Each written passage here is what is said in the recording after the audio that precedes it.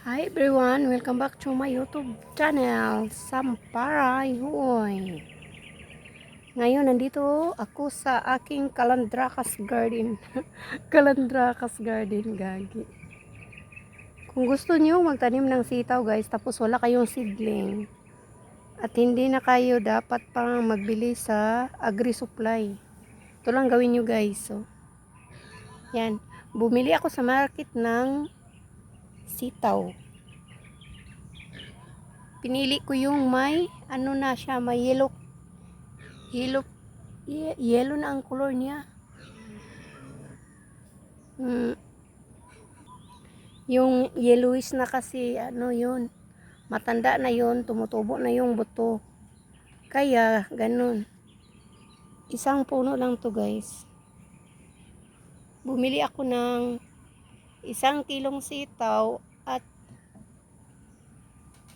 pinili ko yung may maraming yellowish na, kasi pag magbili tayo ng seedling sa agri-supply, ang mahal na seedling ng sitaw. Ano to, meter beans. Tumataas pa yan guys ang kanyang mga bunga. Ang aking Calandracas Garden. Basta yung tops. Bumili ako ng tops na green at tops na pula. Tapos tinatanim ko yung mga stalk niya. Yan. Ganun lang pag ano. At ang mahiwagang ulam. Yan ang mahiwagang ulam. Mahiwaga siya guys. Kasi pag hindi ka marunong magluto talaga, makati. Makamot mo ang hindi dapat kamutin.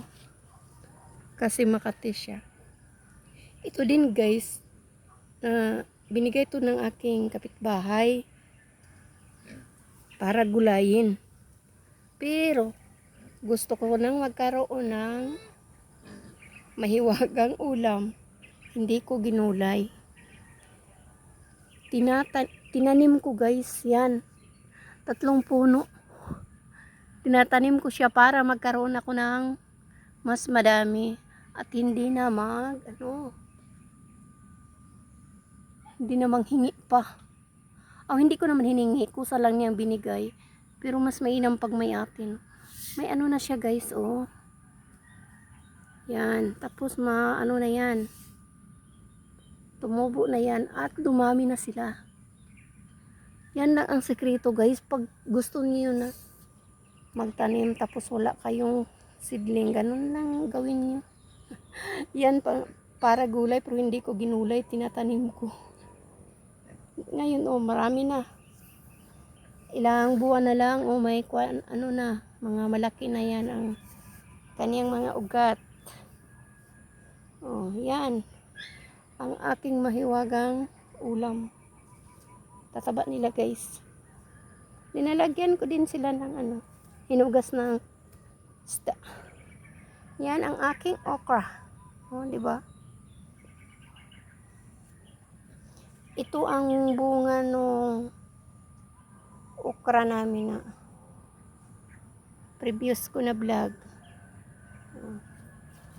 Organic lang yan. Nag-umpisa na siyang mamunga. At may saluyot pa guys. Kasi Calandracas Garden. Dito ko sila tinatanim kasi pag pag gumagamit kami ng tubig, dito pupunta ang tubig. Kaya dito sila itinatanim. Kasi mainit na dito sa amin. Parang hindi sila mamatay. Dito ko sila itinatanim. Yan. Ang tataba ng mga hiwagang gulay. Mahiwagang ulam. Yan, ang mahiwagang ulam. Ang taas ng bunga ng sitaw. Kasi meter beans daw yan. So 1 meter ang kanyang bunga. Iwan ko lang pag pag mataba. Makyat lang siya sa saluyot. Yan ang mga kamuti tops ko. mga chinangkong.